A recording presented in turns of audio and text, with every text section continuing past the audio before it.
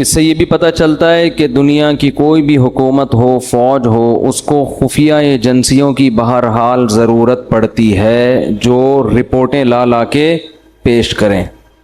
تو سلیمان علیہ السلام نے ہدہد کو کہا کہ تو غیر حاضر تھا، جب تک غیر حاضری کی مضبوط دلیل پیش نہیں کرے گا اس وقت تک تیرا عذر قبول نہیں ہو، اور اس کو پرچہ پکڑا دیا کہ ملکہ سبا جس کے بارے میں تیرا یہ دعویٰ ہے کہ اس کی ایک بہت بڑی حکومت ہے اور بہت شاندار جاندار حکومت، اور وہ اللہ کو چھوڑ کر سورج کو سجدہ کرتے ہیں، تو میرا یہ خط ہے، یہ ملکہ سبا کو لے جا کے پکڑا دے اور دیکھتے ہیں وہاں سے جواب کیا آتا ہے، اسی سے اندازہ ہو جائے گا کہ یہ واقعی سچ کہہ رہا ہے یا جھوٹ۔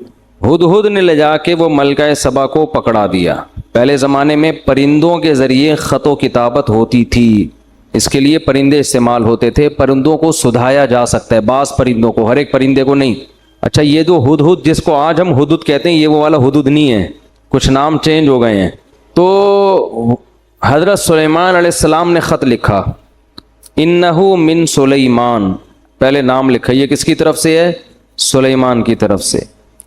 وَإِنَّهُ بسم اللہ الرحمن الرحیم، اور اس کا مضمون یہ ہے، اللہ کے نام سے شروع کرتا ہوں جو بڑا مہربان اور نہایت رحم کرنے والا ہے۔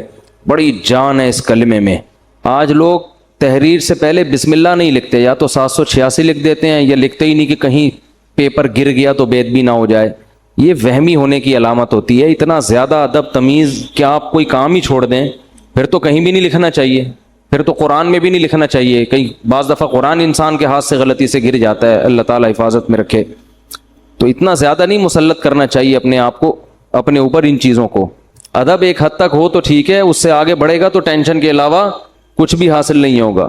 آج کسی نے بتایا کہ میں واش روم میں جب پیشاب کر کے فارغ ہوتا ہوں کمبورڈ میں تو چھینٹیں پڑتی ہیں، تو اس میں پوری ڈیٹیل پیش کی تھی، پانی زیادہ ہو تو پیشاب کی مقدار کم ہو تو پھر چھینٹوں کا کیا حکم ہے، پانی کم ہو پیشاب زیادہ ہو پھر چھینٹوں کا کیا حکم ہے، چھینٹوں کی تعداد اتنی ہو تو کیا ہے، پوری رپورٹیں۔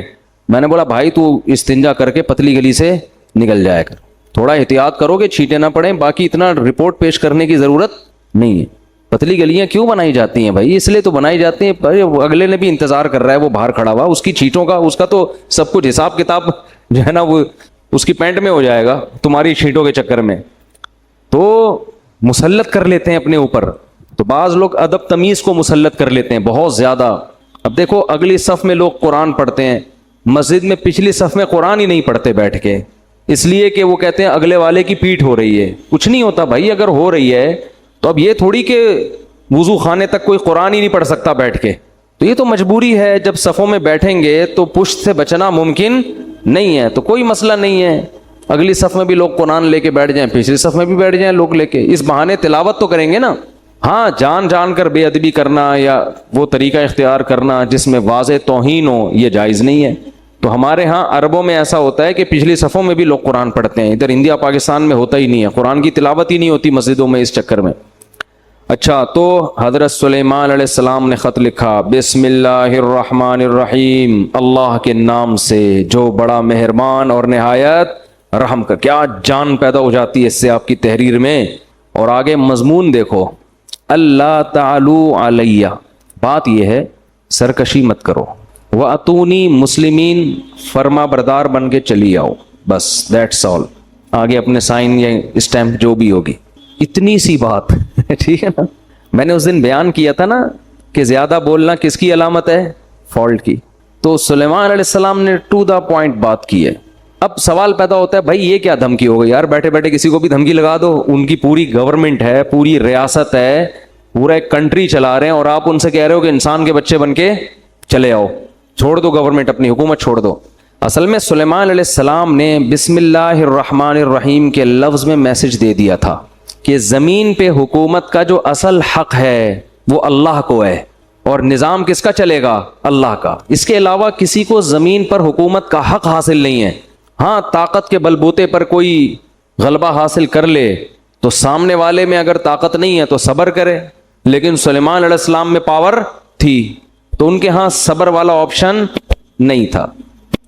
یہ جو لوگ کہتے ہیں نا کہ طاقت کے زور سے اسلام پھیلا ہے، تو کفر کس زور سے پھیلا ہے؟ کیا وہ جلیبیاں کھلا کے پھیلا ہے، لڈو کھلا کے پھیلا ہے؟ دنیا میں جتنی حکومتیں بنی ہیں طاقت کے زور سے ہی بنی ہیں۔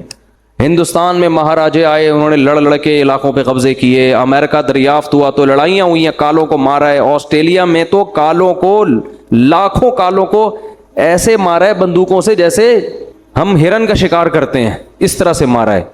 دنیا میں کہیں بھی کوئی گورنمنٹ پاور کے بغیر نہیں بنی ہے۔ اس کے بعد پھر وہ جمہوری نظام آیا گورنمنٹ بننے کے بعد کہ اب ملک کے حاکم کی سلیکشن کیسے ہوگی، تو اسلام نے کیا حکم دیا؟ اور اسلام تو طاقت کے زور سے پھیلا ہی نہیں ہے۔ ایک شخص آپ دنیا میں ایسا نہیں دکھا سکتے جس کو تلوار رکھ کے مسلمان کیا گیا ہو، ایک شخص نہیں دکھا سکتے آپ ایسا۔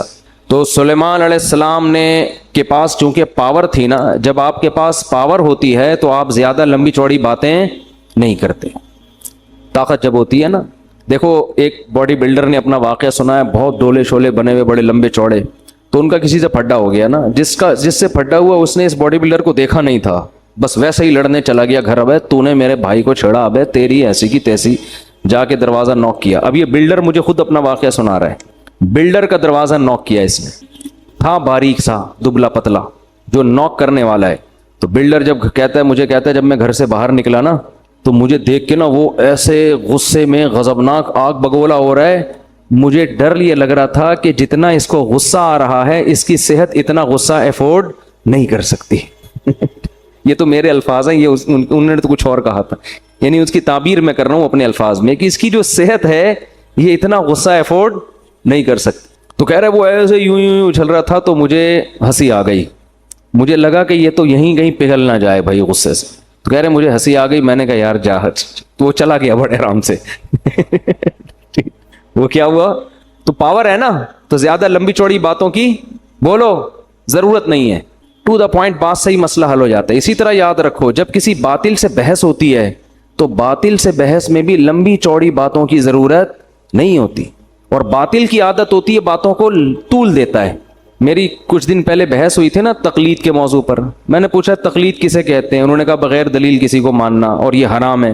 تو میں ایک بات پہ اڑ گیا تھا کہ صحابہ نے بھی تو، بہت سے تابعین نے تو صحابہ کی بات کو بلا دلیل فالو کیا ہے، تو یہ کیا ہے؟ تو وہ پوری بحث میں اس کا جواب نہیں آیا۔ تو کھینچتے رہو بحث کو، کھینچتے رہو۔ منکرین حدیث سے دو چار کی طرح ہم باتیں پوچھتے ہیں کہ اگر حدیث حجت نہیں ہے تو یہ جو قرآن نے کہا ہے کہ نبی ڈیفائن کریں گے کہ قرآن میں کیا لکھا ہے، تو وہ نبی کا ڈیفائن کیا ہوا کہاں گیا؟ ہمیں تو یہ حدیثوں میں ہی ملتا ہے، اگر یہ غلط ہے تو پھر صحیح کہاں ہے؟ قیامت تک منکرین حدیث بغلے جھانکتا رہے گا، اس کا جواب نہیں دے گا، بات کو گھمائے گا وہ۔ تو باطل ہمیشہ بات کو کیا کرتا ہے؟ دائیں بائیں گھماتا ہے۔ قادیانی سے آپ پوچھ لیں کہ فرض کر لو نبی صلی اللہ علیہ وسلم آخری نبی نہیں ہے، نقل کفر نباشت، فرض کر لو، تو اس سے یہ کہاں ثابت ہوتا ہے کہ مرزا نبی ہے؟ حضرت عیسیٰ آخری نبی نہیں تھے، تو کیا ان کے بعد جو بھی نبوت کا دعویٰ کرے وہ نبی ہوگا؟ ایسا تھوڑی ہے۔ آپ کے ذمے یہ نہیں ہے کہ ختم نبوت کا مسئلہ، آپ کے ذمے مرزا کو نبی ثابت کرنا ہے۔ تو آؤ اس پہ بات کرتے ہیں کہ مرزا شریف آدمی بھی تھا یا نہیں تھا، آپ شرافت ثابت کر دو، نبی ہم خود ہی مان لیں گے۔ قادیانی الٹا لٹک جائے گا مگر اس بحث پہ آمادہ نہیں ہوگا، کیونکہ اس کی کتابوں سے پتہ چلتا ہے کہ وہ شریف انسان نہیں تھا، اسی کی کتابوں سے۔ سمجھتے نہیں ہو میرا خیال ہے بات کو، پھر بھی نکل پڑتے ہو رات کو۔ تو بحثوں کو الجھانے کی کوشش کی جاتی ہے۔ تو اللہ تعالیٰ نے، وہ کیا تھا مسئلہ یار، تو سلیمان علیہ السلام چونکہ پاورفل تھے نا، تو یہ نہیں کہ پورا لمبا 6 صفوں کا لیٹر لکھ رہے ہیں۔ ایکچولی بات اصل میں یہ ہے کہ دیکھیے میں اللہ کا سچی مچی کا نبی ہوں، اور یہ ہے کہ وہ لمبی، بھائی حاکم سے بات ہو رہی ہے، حاکم کی آنکھوں میں آنکھیں ڈال کے بات کرو گے تو بات سمجھ میں آئے گی۔ حاکم جیسے ہو تو بات کرو، ورنہ بات کرنے کی ضرورت نہیں ہے، ورنہ عام آدمی کو کیا ضرورت ہے حکمرانوں سے خام خامے پنگا لینے کی۔ معذرت کے ساتھ ایسے الفاظ میں استعمال کروں، کوئی دوسرا لفظ پنگے کے متبادل ہو تو مجھے بتائیں، اگلے بیان میں وہ یوز کروں گا پھر میں۔ حاکم سے الجھنے کی بلا وجہ کیا ضرورت ہے، ورنہ اپنی اوقات میں رہو نا۔ تو سلیمان علیہ السلام کے پاس ایک پاورفل حکومت تھی، تو سلیمان علیہ السلام کا انداز کیا تھا؟ اللہ تعالی علیہ، مجھ پر سرکشی مت کرنا، مجھ پر سرکشی۔ کیونکہ بادشاہ کو جب کوئی خط جاتا ہے نا اس قسم کا، تو پہلے تو وہ تیش میں آتا ہے، بھائی اس نے مجھے خط کیسے لکھا ہے، اس نے مجھے تو انہوں نے پہلے بتا دیا کہ یہ دھمکی والے لہجے میں بات کرنا مجھے بالکل پسند نہیں ہے، ٹھیک ہے نا. جب مسلمانوں کی خلافتیں تھیں نا تو مسلمانوں کا اسٹائل بھی یہی ہوا کرتا تھا، یہی اسٹائل ہوا کرتا تھا. تو اس لیے قرآن کہہ رہا ہے اپنے آپ کو مضبوط کرو، مضبوط طاقتور بناؤ، اسٹائل چینج کرو. لیکن طاقتور بنائے بغیر اگر اسٹائل چینج کر دیا نا تو لینے کے دینے پڑ جائیں گے. وہی حال ہو جائے گا جو باڈی بلڈر کے گیٹ پر آیا تھا اور کانپتا ہوا واپس چلا گیا. اللہ تعالی علیہ، سرکشی مت کرو، واتونی مسلمین، اور فرما بردار بن کے چلی آؤ. اس میں انہوں نے اسلام کی دعوت دے دی کیونکہ اللہ کا لفظ استعمال کیا، الرحمن الرحیم، بڑا مہربان اور نہایت رحم کرنے والا. اس میں بتا دیا ملکہ سبا بڑی ذہین. میں کہہ رہا تھا نا اللہ نے عورتوں کو مردوں سے کم عقل دی ہے، مگر کچھ عورتیں مردوں سے زیادہ ذہین. ایک طرف ہم ملکہ سبا کو لیتے ہیں، ایک طرف فرعون کو لیتے ہیں. ملکہ سبا نے ایک خط پڑھا ہے، اس کی کھوپڑی میں بات آ گئی. اور فرعون کمبخت، موسیٰ علیہ السلام نے خط نہیں بھیجا، موسیٰ علیہ السلام چل کے اس کے محل میں گئے ہیں. قرآن کہہ رہا ہے قولا لہو قولا لینا، اے موسیٰ ان سے نرم بات کرنا، سختی سے بات مت کرنا. دھمکی آمیز لہجہ نہیں ہونا چاہیے، سختی نہیں، نرم بات، شاید اس کو نصیحت ہو جائے. ادھر سلیمان علیہ السلام کا انداز دھمکی آمیز تھا، ٹھیک ہے نا، نرم لہجہ نہیں تھا. دھمکی آمیز، سرکشی مت کرو، انسان بن کے ہے بھائی. مسلم کا معنی فرما بردار، جس کو اردو میں انسان کا بچہ بولتے ہیں. یہ کہتے ہیں نا بندہ، پنجابی میں کہتے ہیں بندے دا پتر، اردو میں کیا کہتے ہیں؟ انسان کا بچہ. انسان کا بچہ بن کے آ، انسان بن، بندہ بن، بندہ کہتے ہیں نا لاہور میں. تو موسیٰ علیہ السلام کا جو انداز بھی نرم، اور اکیلے نہیں گئے بلکہ ہارون علیہ السلام بھی آپ کے ساتھ. دو بندوں کا اثر زیادہ ہوتا ہے. ادھر سلیمان علیہ السلام خود تو گئے نہیں، خط بھی کسی سفیر کے ذریعے نہیں، پرندہ جھولی میں ڈال کے آ گیا بس بات پہنچائیے، وہ بھی دھمکی آمیز لہجے میں. کتنا فرق ہے دونوں کی مینٹل اپروچ میں. فرعون کو پھر معجزے دکھائے، جادوگروں سے مقابلہ کروایا. موسیٰ کلیم اللہ کو بچپن سے جانتا تھا کہ یہ جھوٹے نہیں ہیں، یہ شریف انسان ہے. کتنا کچھ کرنے کے بعد بھی ہزاروں معجزے دکھا دیے کمبخت، پھر بھی سمندر میں راستہ بنتے ہوئے دیکھ لیا کہ بنی اسرائیل اس راستے سے گزر رہے ہیں. یہ معجزہ ہے، یہ تو اللہ ان کی مدد کر رہا ہے. اور پھر بھی اس کی آنکھوں پہ پٹی کہ خود بھی اسی راستے میں گھس رہا ہے. اسے یہ نہیں پتا کہ بھئی یہ تیرے سامنے ان کے لیے بنا ہے، تیرے لیے تھوڑی بنائی ہے. کیا اللہ نے ذہانت دی ملکہ سبا کو. تو ملکہ سبا کی ذہانت دیکھیں، نہ تو فوراً تسلیم ہو گئی، کیونکہ بعض دفعہ خط بھیجنے والا نقل کفر، کفر نباشت، 2 نمبر بھی تو ہو سکتا ہے نا. بھائی بسوں میں لوگ چڑھتے ہیں نا، پہلے تبلیغ کی بات کرتے ہیں، نماز پڑھیں، زکوٰۃ دیں، پھر اپنا چورن کا ڈبی نکال کے بیچنا شروع کر دیتے ہیں. تو پہلے آدمی سمجھتا ہے ان سے زیادہ نیک دنیا میں کوئی نہیں ہے، پھر پتہ چلتا ہے اصل میں تو یہ چورن بیچنے کا ایک طریقہ تھا. تو 2 نمبر لوگ بھی تو ہوتے ہیں نا. تو ملکہ سبا کو یہ خطرہ تھا کہ کہیں ایسا نہ ہو کہ یہ جو بادشاہ جس نے مجھے اللہ کا نام لے کے مجھے دعوت دی ہے، ایسا نہ ہو کہ لیبل اللہ کا لگ رہا ہو، الرحمن الرحیم کا لگ رہا ہو، لیبل دین اور اسلام کا لگ رہا ہے، اور مقصد حکومت کرنا ہو، مقصد لالچ ہو. یہ اور زیادہ ذہین ہونے کی علامت ہے. اگر فوراً رسپانس کرتی اچھا میں آ رہی ہوں، خود اس سے کہتی تم چلو میں پیچھے پیچھے آ رہی ہوں، بس تسلیم، تو یہ بھی بیوقوف ہونے کی علامت. بھائی پہلے تحقیق تو کرو یہ بندہ ٹھیک بھی ہے کہ نہیں ہے. اب ملکہ سبا میں ایک اور ذہانت. ملکہ سبا کے جگہ ہماری کوئی ملکہ ہوتی تو کیا کہتی؟ استخارہ نکالیں گے ہم بیٹھ کے. کیا کریں گے ہم؟ استخارہ نکالیں گے. آج بھی ایک صاحب آئے مجھ سے استخارہ نکلوانے کے لیے، تو استخارہ نکالیں گے، یوں آ گیا تو جائیں گے، یوں نہیں آیا تو نہیں جائیں گے. ملکہ سبا جانتی تھی بھائی کھوپڑی میں جو اللہ لوگوں کے دماغوں میں ڈالتا ہے وہ استخاروں میں نہیں نکلتا. استخارہ تو ایک دعا ہے. ملکہ سبا نے سارے اپنے مسٹنڈوں کو جمع، مسٹنڈے تو نہیں کہنا چاہیے، جو بھی درباری تھے نا وہ تھے تو مسٹنڈے ہی، سارے بڑے بڑے جو فوج کے آفیسرز تھے، اس کے لیفٹیننٹ کرنل، جرنل، سارے جو بھی اس زمانے میں بہت مضبوط پاورفل گورنمنٹ تھی. قرآن کہتا ہے وَأُوتِيَتْ مِن كُلِّ شَيْءٍ، ہر چیز اللہ نے اس کو دی تھی، چھوٹی موٹی حکومت نہیں تھی، بہت پاورفل تھی. تو اس نے اپنے سارے جرنیلوں کو جمع کیا، آرمی کا اجلاس طلب کیا، آ جاؤ بھائی، اور کہنے لگی یا ایھا الملا، اے میرے ملا کہتے ہیں جو اپر لیول کے لوگ ہوتے ہیں نا، جو گورنمنٹ میں بہت اونچی اونچی پوسٹوں پر ہوتے ہیں، ان سے ان کو بٹھا کے کہنے لگی انی القی الی کتاب کریم، میرے پاس ایک لیٹر آیا ہے خاندانی. مضمون سے اندازہ لگا لیا کہ بھیجنے والا بھی کیا ہے؟ छोटा मोटा आदमी अगर छोटा मोटा होता ना तो 6 सफ़ों का खत लिखा होता उसने, एक्चुअली ज्यादा होता उसमें, ओ ज्यादा होता ठीक है ना, और फिर फूल वूल बनाए हुए होते, 2 गुलाब के फूल भी खत के अंदर डाले हुए होते। तो कैसे उसने, ज़हीन कितनी थी, अंदाजा लगाओ। इन्नी उल्किया इलैया किताबुन करीम, करीम कहते हैं इज्जतदार, मेरे पास एक खत आया है, खत से लग रहा है कि ये मामूली खत नहीं है, मुख्तसर, टू द पॉइंट, और धमकी भी और दावत भी। ये खत तो इस काबिल नहीं है कि इसको फाड़ के फेंक दिया जाए, इस पे एक इजलास होना चाहिए, इस पे एक इजलास होना चाहिए। और उस फिर कहने लगी खत ये है, बड़ा वो तर्जुमा होता होगा उस ज़माने में, ट्रांसलेशन का इंतज़ाम होता होगा, अगर ज़बान अलग अलग है तो कुरान तो वाक़े को शॉर्ट करके सुनाता है ना। और कहने लगी इन्नी उल्किया इलैया किताबुन करीम इन्नहु मिन सुलैमान व इन्नहु बिस्मिल्लाहिर रहमानिर रहीम अल्लाह तालू अलैया व अतूनी मुस्लिमीन, पूरा ख़त पढ़ के सुनाया। और कहने लगी या अय्युहल मलउ अफ्तूनी फ़ी अमरी, ए मेरे साथ उठने बैठने वाले लोगों, मुझे मेरे मामले में मशवरा दो। ये भी मलका सबा के ख़ानदानी होने की दलील। मशवरे से फ़ायदा क्या होगा कि इसके तमाम पहलू सामने आ जाएंगे, पॉजिटिव भी, जो भी हमने करना है उनमें हर चीज़ को हम मशवरे में डिस्कस करेंगे और उसके हर पहलू पे गौर करेंगे, पॉजिटिव भी और नेगेटिव भी। तो उसके बाद एक राय कायम करना हमारे लिए आसान। ये उसकी दूसरी दलील है मलका सबा के ख़ानदानी होने की। फिर कहने लगी मा कुन्तु क़ातिअतन अमरन हत्ता तशहदून, जब तक तुम्हारी राय सामने ना आ जाए उस वक्त तक मैं कोई यकीनी फैसला नहीं करूंगी। ये तीसरी दलील है क्या होने की। क़ातिअतन अमरन का मतलब मैं अपनी राय तो पेश करूंगी लेकिन फैसला मैं उस वक्त करूंगी जब तुम्हारी राय भी सामने आ जाए। तो अभी जो मैं राय पेश करूंगी वो मेरा फैसला नहीं है, वो राय है। और तुम्हारी राय आने के बाद जो मैं राय दूंगी वो राय नहीं होगी बल्कि वो ऑर्डर होगा। ये स्टाइल मार्केट में मिलेगा आजकल आपको कहीं, है भाई?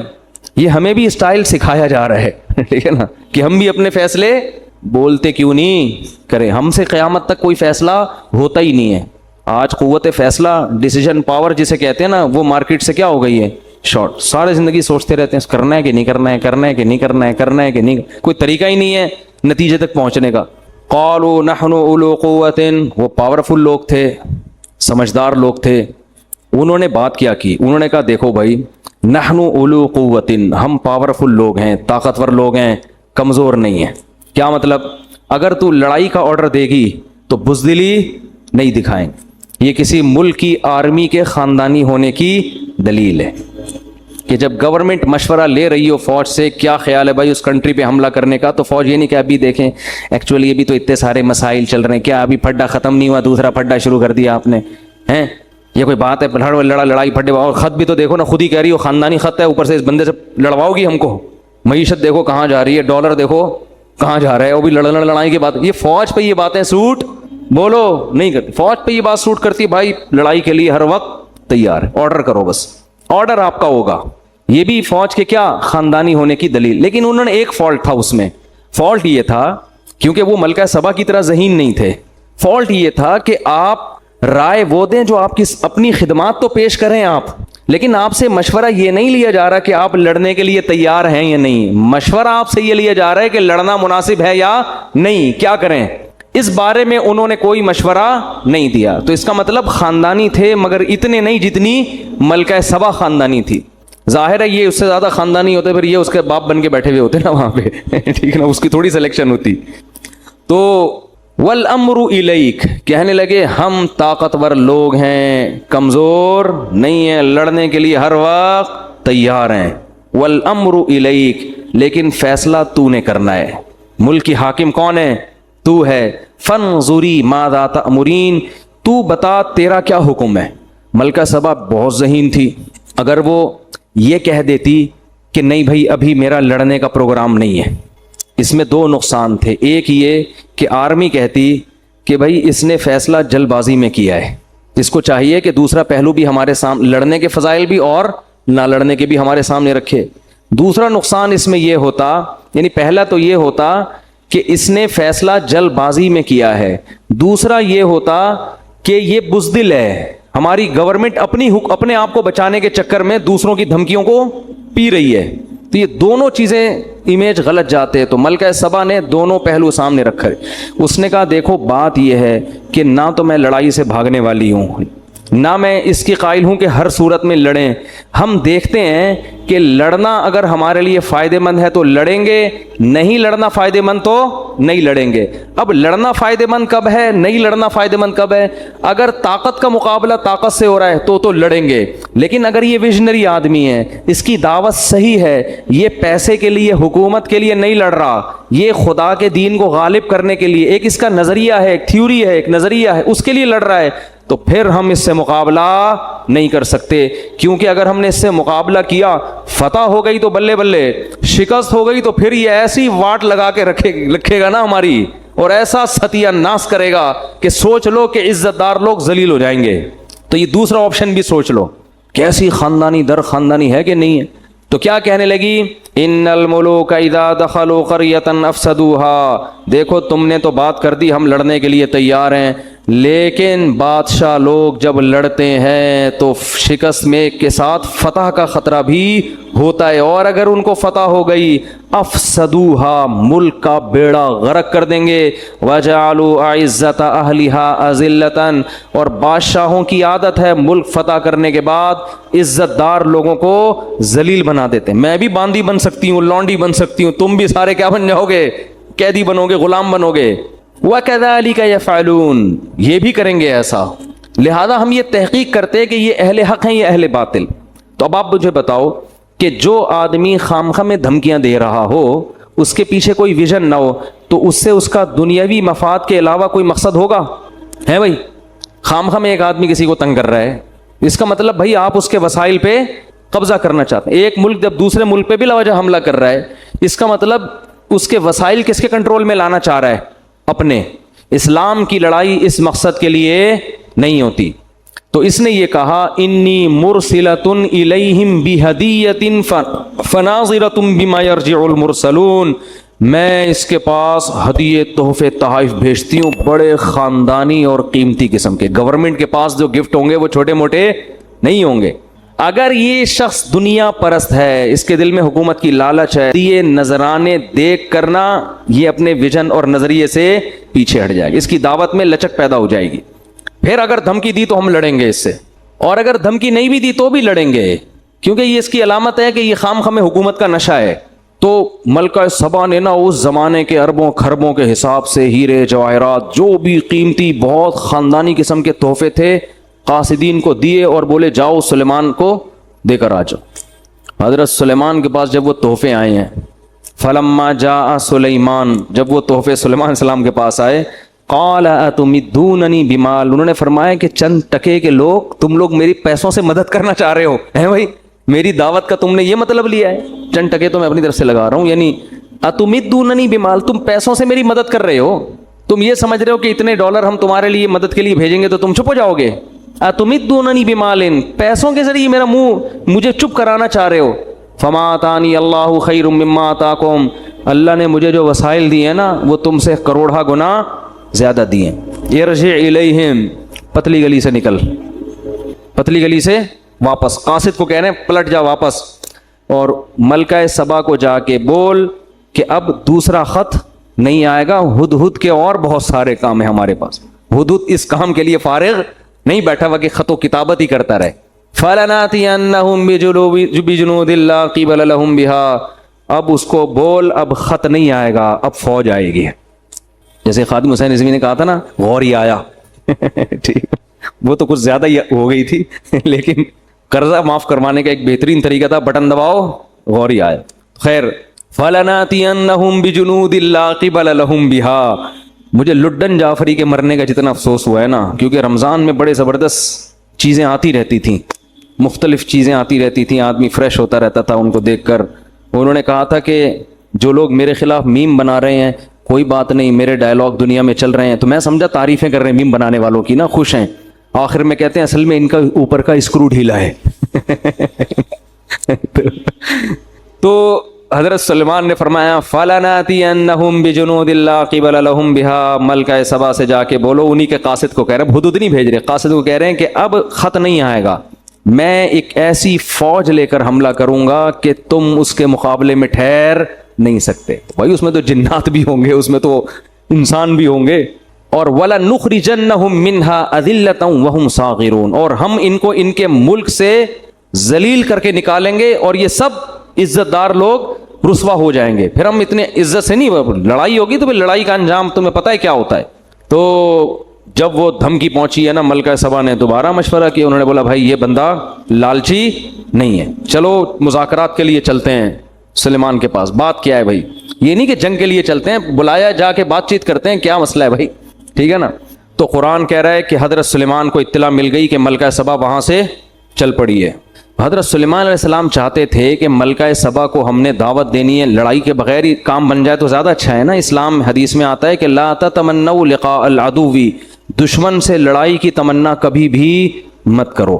جنگ اسلام میں کوئی پسندیدہ کام نہیں ہے, کوشش کرو کام جنگ کے بغیر ہو جائے.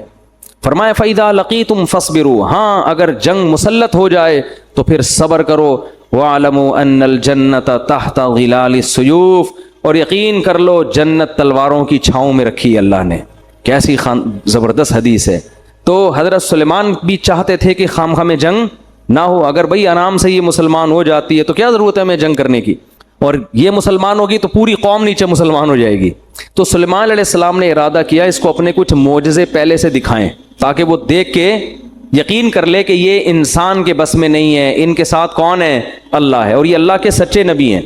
اس کے لیے سلیمان علیہ السلام نے ترکیب یہ سوچی کہ ہم ایسا کرتے ہیں کہ ملکہ سبا کا اتنا بڑا عالی شان تخت, ہیرے جواہرات اس میں جڑے ہوئے اور ٹنوں من اس کا وزن, وہ کسی جن کو ٹھیکہ دو پہلے ہی اٹھا کے لے آیا وہ. تو جب وہ یہاں آ کے دیکھے گی تو حیران ہو جائے گی نا. تو یہ کام تو انسان کے بس میں ہے نہیں. اس زمانے میں جہاز تھوڑی تھے, جو ہوائی جہاز ہیں یہ تھوڑی تھے اس زمانے میں, اور شپ کے ذریعے آنے میں تو کئی مہینے لگ جاتے تھے. تو اس لیے سلیمان علیہ السلام نے اپنے دربار میں کہا یا ایھا الملأ ایکم یاتینی بعرشھا قبل ان یاتونی مسلمین. ہاں بھائی تم میں کوئی ایسا بندہ ہے, کوئی ایسی مخلوق بیٹھی ہوئی ہے جو ملکہ سبا کے یہاں پہنچنے سے پہلے, اس کو بھی کئی مہینے لگیں گے یا 1 مہینہ یا 2 مہینہ لگے گا, تو اس کے یہاں پہنچنے سے پہلے کون اس کا تخت اٹھا کے لے آئے گا. قرآن کہتا ہے یہ ظاہر ہے انسان کے بچے کا کام نہیں ہے. قال عفریت من الجن انا آتیک بہ قبل ان تقوم من مقامک. ایک جن کھڑا ہوا. عامل لوگ بڑے خوش ہوں گے, دیکھو جنات کے پاس ایسے اختیارات ہیں, وہ یہ بھی کر سکتے ہیں. جن کے پاس ایسے اختیارات ہوتے ہیں, لیکن جن آپ کے اختیار میں ہو ایسی کوئی رپورٹ ہمارے پاس نہیں ہے. جن تو بہت کچھ کر سکتا ہے مگر وہ آپ کے مشورے پہ کرے گا ایسا نہیں ہے. اگر کر رہا ہوتا نا تو آپ کی خستہ حالت. میں کہتا ہوں ان عاملوں سے جو کہتے ہیں کہ ہم سنگ دل محبوب کو قدموں میں لا سکتے ہیں, اس کو بولو پٹھان ہوٹل سے تو 2 پراٹھے لا کے دکھا دے جن کے ذریعے. سنگ دل محبوب کہاں سے لائے گا قدموں میں. تو جن تو طاقتور ہوتا ہے مگر وہ انسانوں کے کنٹرول میں نہیں ہوتا. تو وہ صرف سلیمان علیہ السلام کے کنٹرول میں تھے. تو جن نے کہا میں آپ اس کی بات کر رہے ہیں کہ وہ یہاں پہنچے گی پھر تخت آئے گا. ارے آپ کی مجلس برخاست ہونے سے پہلے تخت آپ کے سامنے. قرآن کہتا ہے قال الذی عندہ علم من الکتاب. ایک بزرگ بیٹھے ہوئے تھے سلیمان علیہ السلام کی محفل میں. وہ پیغمبر نہیں تھے, امتی تھے. ان کے پاس کتاب یعنی زبور کا علم تھا. اس سے پتہ چلتا ہے بھائی اللہ کی کتاب کا علم بھی کتنی بڑی فضیلت ہے. اللہ فضیلت میں بیان کر رہا ہے جن کے پاس اللہ کی کتاب کا علم. اس لیے قرآن کو سمجھ کے سیکھو. قرآن کا علم ہونا یہ اللہ کی بہت بڑی نعمت ہے. تو وہ نیک تھے. تو انہوں نے کہا سلیمان علیہ السلام سے انا آتیک بہ قبل ان یرتد الیک طرفک. حضرت یہ جن کہہ رہا ہے کہ مجلس برخاست ہونے سے پہلے میں آپ کی پلک جھپکنے سے پہلے حاضر کروں گا. یہ کہا اور تخت سامنے حاضر. نہیں آ رہی بات سمجھ. یہ واقعہ اگر صرف فضائل اعمال میں لکھا ہوتا تو فضائل اعمال کے پہ جو کفر اور شرک کے فتوے لگے ہوئے ہیں ان فتووں میں ایک اور اضافہ ہو جاتا کہ دیکھو انسان کے بس میں تو یہ ہے نہیں, یہ تو شرک پھیلا رہے ہیں. تو یہ واقعہ قرآن میں لکھا ہے. اس سے پتہ چلتا ہے کہ اللہ تعالیٰ بعض مرتبہ کسی بزرگ کے ہاتھ پہ کوئی ایسا محیر العقول کام کر دیتے ہیں جو اسباب کی دنیا میں ممکن نہیں ہوتا. اس کو کرامت کہتے ہیں. یہی کام اگر نبی سے ہو تو اس کو معجزہ کہتے ہیں, بزرگوں سے ہو تو اس کو کیا کہا جاتا ہے, کرامت. اور یہ کچھ بھی ہو سکتا ہے. اس میں ہمارا عقیدہ یہ ہے کہ یہ ہاتھ بزرگ کا استعمال ہوتا ہے, کام بزرگ نہیں کر رہے ہوتے.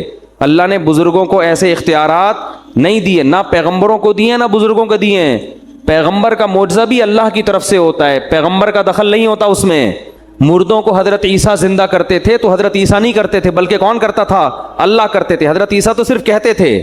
تو اللہ نے ان بزرگ کے ہاتھ پہ کرامت ظاہر کی۔ تو اسی طرح فضائل اعمال میں جو درجنوں واقعات لکھے ہیں، ان بزرگ نے یہ کر دیا، ان بزرگ، یہ کرامت کے واقعات ہیں، ان کو شرک کہنا اس لیے درست نہیں ہے کہ ان میں ان بزرگ کی طرف مجازی نسبت ہے، حقیقت کون کر رہا ہے؟ اللہ۔ ہاں، کرامت کا واقعہ اگر مستند کتاب میں لکھا ہو یا مستند ذریعے سے پہنچے تو اس کو مانو، بیان کرنے والا مستند نہیں ہے تو پھر اس کو مت مانو۔ اب فضائل اعمال میں جو کرامتیں لکھی ہوئی ہیں وہ جن کتابوں سے لی گئی ہیں، وہ کتابیں اگر مستند ہیں تو کرامت کا واقعہ بھی درست، کتابیں مستند نہیں ہیں تو کرامت کا واقعہ درست نہیں ہے۔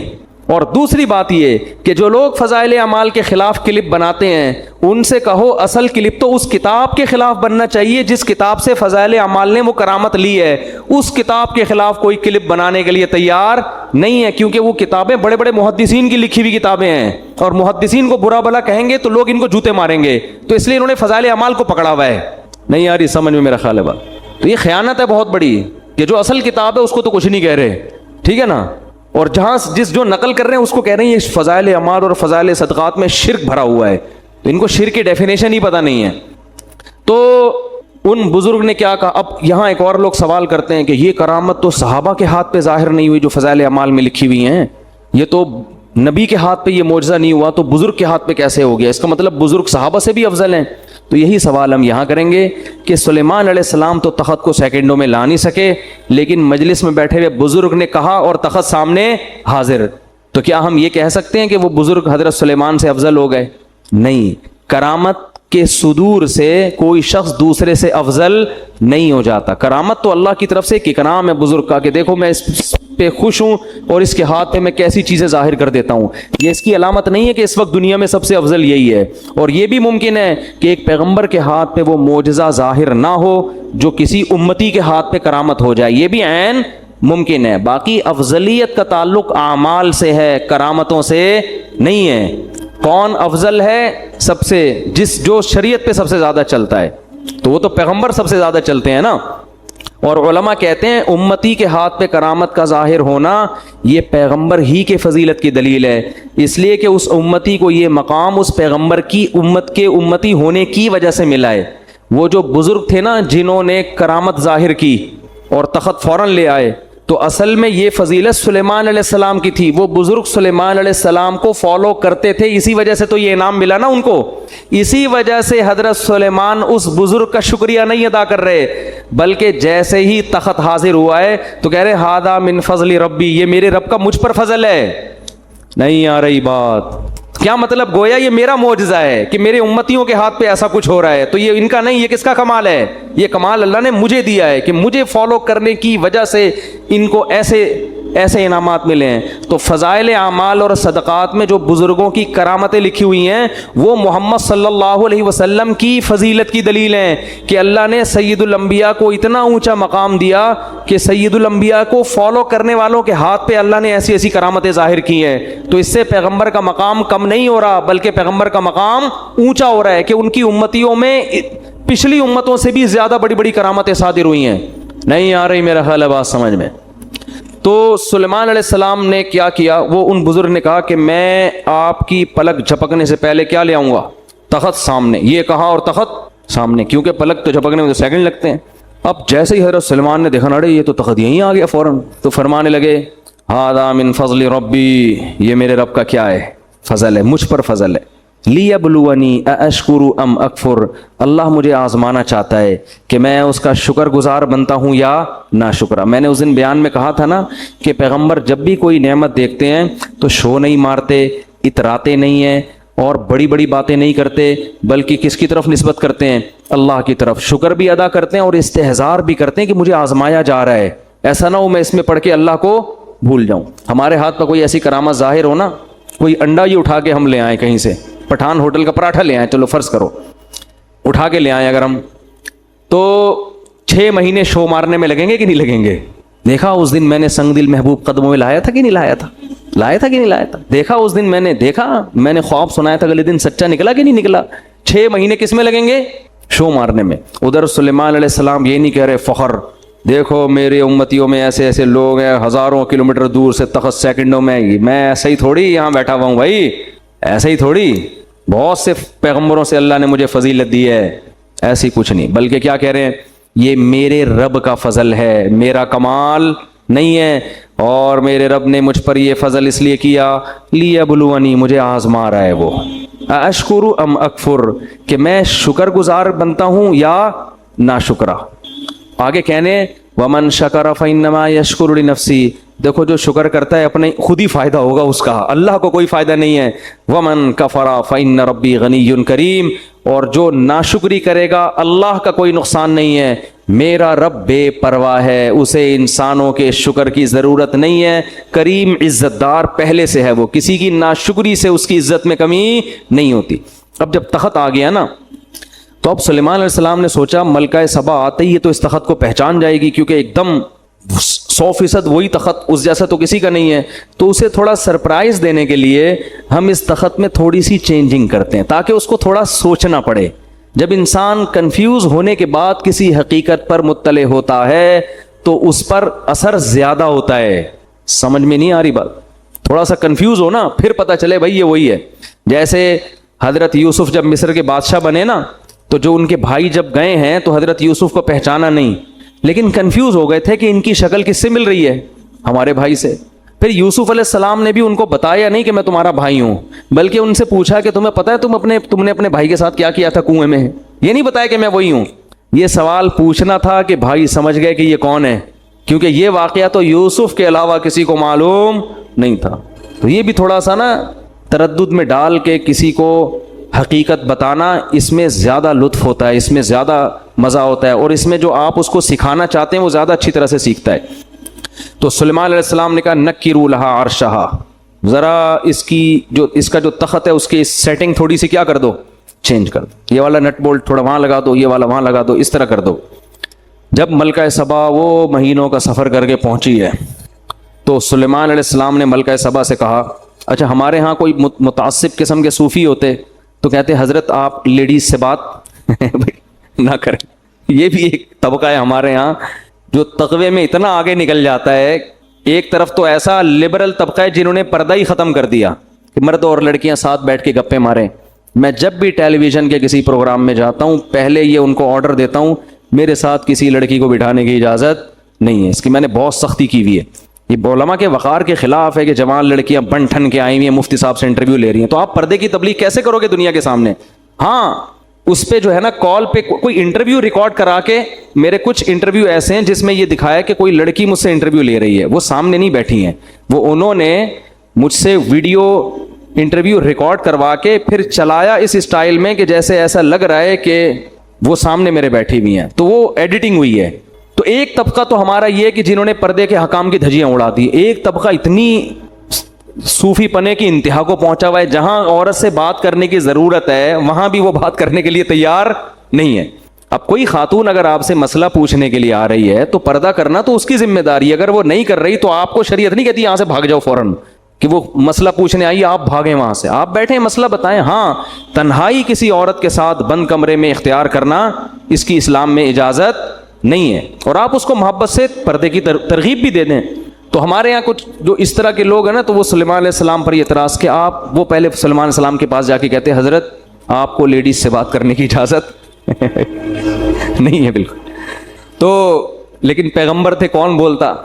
तो सुलेमान अलैहिस्सलाम ने जब देखा कि मलका सबा आई तो सबसे पहले उससे सवाल पूछा, अहा कदा अर्शुक, ये तख़त आप ज़रा देखें, बताएं कि क्या आपका जो तख़त है इसी टाइप का है या नहीं है? तो वो बड़े हैरान हो गई कि यार बिल्कुल उसी जैसा लग रहा है, लेकिन 100% वो है भी नहीं। तो कहने लगी क़ालत कअन्नहु हु, ऐसा लग रहा है कि ये वही है, यानी वो है तो नहीं लेकिन ऐसा लग रहा है कि गोया कि ये वही है। फिर कहने लगी कि बड़ा कमाल आपने किया कि उसी जैसा तख़त हुद की रिपोर्टों के जरिए उसने कहीं लाके नक्शा बताया होगा और आपने उसी जैसा तख़त बना लिया, क्योंकि उसके तो वहम व गुमान में भी नहीं कि सेकंडों में ये तख़त वहां से उड़ के यहाँ आ सकता है। लिहाजा वो कह रही है कि कमाल है भाई, उसी जैसा तख़त आपने कैसे बना लिया। व ऊतीनल इल्म मिन क़ब्लिहा व कुन्ना मुस्लिमीन, ہمیں پتا تھا کہ آپ کو اللہ نے جو ٹیکنالوجی دی ہے اور وسائل دیے ہیں اس کا ہمیں اندازہ تھا، لیکن ایسا اندازہ کہ ایسا خاندانی تخت بنا لو گے یہ کھوپڑی میں نہیں آتا، اور ہم پہلے سے مان چکے ہیں آپ کی صلاحیتوں کو، مسلمین ہم مان چکے ہیں، یہ تو اس کے تصور میں ہی نہیں کہ یہ وہی ہے۔ قیل لہ ادخل الصرح، حضرت سلیمان علیہ السلام نے فرمایا کہ اب اس محل میں آپ داخل ہو جاؤ، تو محل کا فرش حضرت سلیمان نے ایسا خاندانی بنایا تھا نا، ایسی ٹیکنالوجی استعمال ہوئی تھی کہ وہ فرش دیکھنے میں پانی لگتا تھا کہ پانی ہے جو جس میں لہریں بن رہی ہیں، اتنا شیشے کا چمکدار۔ وہ جو ہے نا اس نے کیا کیا، فلما رأتہ حسبتہ لجۃ۔ اچھا اس سے یہ بھی پتہ چلتا ہے کہ اللہ نے اگر آپ کو وسائل دیے ہیں تو اچھا گھر بنانا، اچھا ڈیکوریٹ کرنا، گھر کو، لائف اسٹائل کو ذرا لگژری بنا لینا، یہ شریعت کے خلاف نہیں ہے۔ کوئی صوفی وہاں پر ہوتا نالائق ٹائپ کا صوفی، وہ پہلے تو حضرت سلمان کے ملکہ سبا کی اس سے بات چیت پر اس کو اعتراض ہوتا، ایک آپ نامحرم سے بات کیوں کر رہے ہیں آپ، ٹھیک ہے۔ دوسرا اعتراض اس کو یہ ہوتا کہ یہ کیا ہے بھائی، یہ کیا ہے، تخت مخت آپ نے بھی تخت بنایا ہوا، آپ کا اتنا عالی شان تاج ہے، اور یہ آپ نے اتنے خوبصورت فرش بنائے ہوئے ہیں، ٹائلیں لگائی ہوئی ہیں فرش کے اوپر، ایسا خاندانی فرش کے دیکھنے میں کیا لگ رہا ہے، پانی لگ رہا ہے۔ اس زمانے میں ایسا شیشہ بنا لینا کہ پانی لگے، وہ تالاب لگے، یہ کیا بھائی، آپ کو تو ایک جھونپڑے میں رہنا چاہیے، ایک پرانے سے بوسیدہ کپڑا پہن کے اللہ اللہ کرنا چاہیے، یہ کیا بھائی، جب اللہ نے وسائل دیے ہیں تو یہ بھی بولو ٹھیک، اور جب نیت اچھی ہو تو اور زیادہ ٹھیک۔ نیت کیا ہے بھائی، دنیا پہ جو روب اور دبدبا پڑے گا وہ جھونپڑے دیکھ کے نہیں پڑے گا، وہ اسی دنیا کا اسٹائل یہی ہے۔ لینڈ کروزر میں کسی کے یہاں رشتہ لینے جاؤ فوراً ملے گا، گدھے پہ بیٹھ کے جاؤ گے کیا خیال ہے، ملے گا؟ تو جب رشتہ نہیں ملتا بھائی گدھے پہ بیٹھ کے جانے میں، تو کوئی حکومت آپ سے کیسے تسلیم ہو جائے گی آپ کے سامنے؟ وہ لے کے میدان میں جا رہے ہیں لڑنے کے لیے۔ تو اسی وجہ سے ہمارے نبی نے بھی اس کا بڑا اہتمام کیا ہے، جب کوئی وفد ہمارے نبی سے ملنے آتا تو آپ اپنے لباس کو چینج کرتے، اچھا لباس پہنتے، اپنے بالوں میں کنگھی کرتے، اور پھر جو دوسرے ملکوں میں آپ سفیر بھیجتے نا مذاکرات کے لیے، ان کی پرسنالٹی بڑی زبردست تھی۔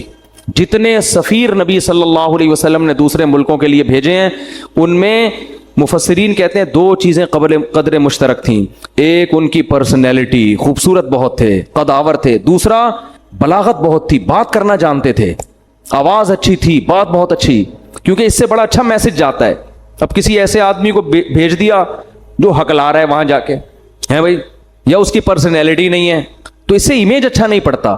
یہ جو تھے رضی اللہ عنہ، یہ بھی سفیر تھے دوسرے ملکوں میں، یہ اتنی پرسنالٹی، اتنے خوبصورت تھے کہ حضرت عمر نے اپنے دور خلافت میں ان پر مدینہ آنے پر پابندی لگا دی، اور کہا اگر مدینہ آئیں تو چہرہ ڈھانپ کے آئیں، کیونکہ بہت سی عورتوں کو ان کو دیکھ کے فتنہ ہونے لگا تھا۔ یعنی مدینہ آتے نا تو جن عورت کی ان پہ نظر پڑتی اس کے بارے میں خطرہ ہوتا کہ یہ کوئی ان پہ فریفتہ نہ ہو جائے، عاشق نہ ہو جائے۔ ایسی خوبصورت پرسنالٹی نبی نے روم اور کسرا کے بادشاہوں کے لیے رکھی ہوئی تھی، ان کے پاس بھیجتے تھے۔ تو جب محل میں داخل ہوتے ہوں گے اور نبی کا پیغام پہنچاتے ہوں گے تو وہ غور سے سنتا ہوگا کہ نہیں سنتا ہوگا؟ تو دنیا اسباب کا ہے نا۔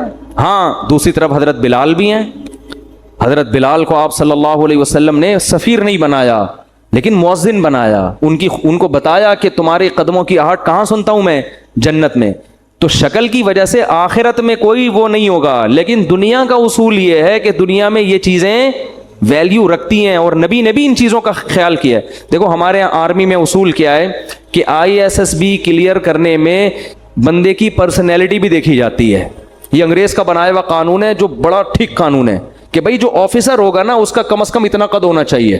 وجہ کیا ہے کہ آفیسر کی پرسنالٹی نہیں ہے، پرسنالٹی اس کے ماتحت کی ہے، تو ماتحت بولے گا میرے سے تو 3 فٹ تو میرا فوجی آفیسر تو 3 فٹ کا تو آفیسر ہے میرا، میں اس کو ایک ٹھڈا ماروں یہ 6 کلابازی کھا کے وہاں گرے گا، وہ اطاعت نہیں کرے گا۔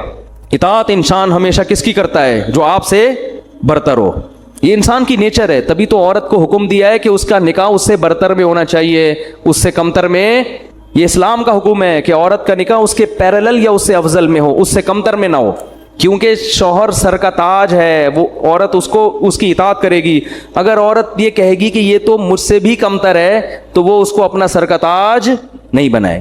اگر PhD لڑکی کی شادی دوسری کلاس میں بھاگے ویسے کر دیں گے، میٹرک میں بھاگے ویسے کر دیں گے، تو وہ لڑکی ذہنی طور پر اس کو اپنا میاں بولو نا نہیں مانے گی۔ بے جوڑ کی شادی تبھی تو پھر طلاقیں ہو رہی ہیں، یا تو وہ پھر کوئی اس میں کوئی ایسی خوبی ہو جو اس کے عیب کو چھپا دے، میٹرک فیل ہے, بھاگا ہوا ہے, لیکن کوئی دوسری خاصیت اس کے اندر بہت زیادہ ہے, تو کوئی نہ کوئی ایسا خوبی ہو جو اس کے عیب کو کی تلافی کرے. اگر عیب ہی ہیں پھر وہ جوڑ کے شادی نہیں ہے. تو اس کے اسلام نے بھی ان چیزوں کا بڑا حکم دیا ہے. لوگ سمجھتے ہیں بس اسلام پر عمل کرو تو بس چھوڑ دو دنیا کے سارے اصول, مکھنچوں کی طرح زندگی گزارو, ایسا نہیں ہے. تو خیر جلدی سے میں بات کو سمیٹ کے ختم کرتا ہوں. کیا بات چل رہی تھی پتہ نہیں کہاں سے کہاں پہنچ گئے ہم. تو وہ سفیروں کا نا, ہاں, تو وہ ملکہ سبا کو حضرت سلیمان نے کہا یہ تخت, یہ جو ہے نا یہ فرش, اس پہ آؤ, محل میں داخل ہو. تو ملکہ سبا نے کہا یار یہ تو پانی ہے, تالاب ہے یہاں, اس میں کیسے چلوں گی. تو کشفت عن ساقیہا, اپنی جو بھی شلوار تھی, جو بھی ازار تھا, جو بھی ساڑی تھی, کچھ بھی ہوگا, ساڑیاں تو نہیں پہنی ہوں گی, ظاہر ہے ملکہ ہے, شاہانہ لباس ہی ہوگا نا, تو جو بھی لباس تھا اس نے اپنے پائنچے اوپر کر لیے تاکہ میرے پاؤں کپڑے گیلے نہ ہو. حضرت سلیمان قیل لها ادخل الصرح فلما رأته حسبته لجة وكشفت عن ساقيها قال انه صرح ممرد من قوارير. تو حضرت سلیمان نے کہا یہ پانی نہیں ہے, یہ تالاب نہیں ہے, یہ شیشے کا بنا ہوا فرش, ڈیزائن ایسے کیا گیا ہے دیکھنے والا اس کو تالاب سمجھتا ہے. اب یہاں ملکہ سبا نے کہا بھائی یہ خدا کا پیغمبر ہے, ابھی اس نے مجھے تخت دکھا دیا وہاں سے یہاں, اور یہ ایسا فرش تو دنیا میں کسی کا باپ بھی نہیں بنا سکتا. اس نے یہ نہیں کہا مجھے پتا ہے, یہ دل میں سوچا ہوگا. لوگ پھر کہہ رہے ہوتے ہیں یہ باپ کا لفظ کہاں ہے قرآن میں, دکھاؤ بھائی. تو ہمارا بھی تو کچھ اسٹائل ہے نا بات سمجھانے کا, ہم آج کے زمانے کے لحاظ سے سمجھائیں گے نا. تو ملکہ سبا نے کہا بھائی یہ تو ممکن واقعی اللہ کے سچے پیغمبر ہیں, ان کے پاس وسائل کی کمی نہیں ہے. تو فوراً کہنے لگی قال ربی انی ظلمت نفسی. اب دیکھو حضرت سلیمان سے خطاب نہیں کر رہی, اب کس سے خطاب کر رہی ہے, اللہ سے. یہ بھی اس کے خاندانی ہونے کی دلیل, کیونکہ ان کو یقین آ گیا کہ یہ سب کچھ یہ نہیں کر رہے, اللہ کر رہا ہے مجھے سمجھانے کے لیے کہ تو غلط دین پہ چل رہی تھی. توبہ کی اور کہنے لگی ربی انی ظلمت نفسی, اے اللہ آج تک میں نے سورج کو سجدہ کر کے اپنی جان پہ ظلم کیا ہے. واسلمت مع سلیمان للہ رب العالمین. یہ ایسا خاندانی جملہ ہے, اس سے آپ کو پتہ چلے گا بھائی ایکسٹرا آرڈینری ذہین تھی. اب یہ نہیں کہہ رہی کہ اللہ میں تجھ پر ایمان لے آئی, یہ بھی نہیں کہہ رہی کہ اللہ میں نے سلیمان کو نبی مان لیا. اگر یہ کہتی کہ میں نے سلیمان کے ہاتھ پہ بیعت کر لی, سلیمان کو مان لیا, تو سوال پیدا ہوتا ہے یہ سارے کام کا حکم کون دے رہا ہے. سلیمان تو ایک ذریعہ ہے, اصل تو آپ کو توحید کی دعوت دی جا رہی, اللہ کی بندی بنو. تو اسلام اللہ کے لیے لانا ہے, سلیمان کے لیے نہیں لانا. لیکن اگر سلیمان علیہ السلام کا ذکر بالکل ہی شارٹ ہو جاتا تو یہ ناشکری بھی ہے کہ جو ذریعہ بن رہا ہے ہدایت کا, اس کو اس موقع پر اپنے کلام سے بالکل کیا کر دیا, خارج. تو دونوں چیزوں کی رعایت کر کے اس نے اپنے خاندانی ہونے کا ثبوت دیا اور کہنے لگی ربی انی ظلمت نفسی, اے اللہ میں نے اپنی جان پہ ظلم کیا. واسلمت مع سلیمان للہ رب العالمین, اے اللہ میں بھی سلیمان کی طرح سلیمان کے ساتھ اس رب پر ایمان لے آئی جو تمام جہانوں کا پالنے والا ہے. میں بھی اس صف میں سلیمان کے ساتھ شریک ہو گئی ہوں, کھڑی ہو گئی. یہ تو پہلے سے تھے, میں بھی ان کی فہرست میں شامل ہو گئی. تو اللہ نے جہاں بھی پیغمبروں کے واقعات ذکر کیے نا, اکثر نالائق قومیں, اکثر نالائق, اکثر کیا 99.9%. قوم عاد کو دیکھیں, قوم ہود کو دیکھیں, قوم عاد کو دیکھیں, قوم سمود کو دیکھیں, قوم لوط کو دیکھیں, قوم ابراہیم کو دیکھیں, قوم فرعون کو دیکھیں, اصحاب مدین کو دیکھیں, سب تباہ ہوئے ہیں. کچھ قومیں ایسی ہیں جو گنی جا سکتی ہیں جنہوں نے عقل اور شعور کا مظاہرہ کیا, جذباتی پن سے ہٹ کر پیغمبر کی دعوت پہ شعور کے ساتھ غور کرنا شروع کیا.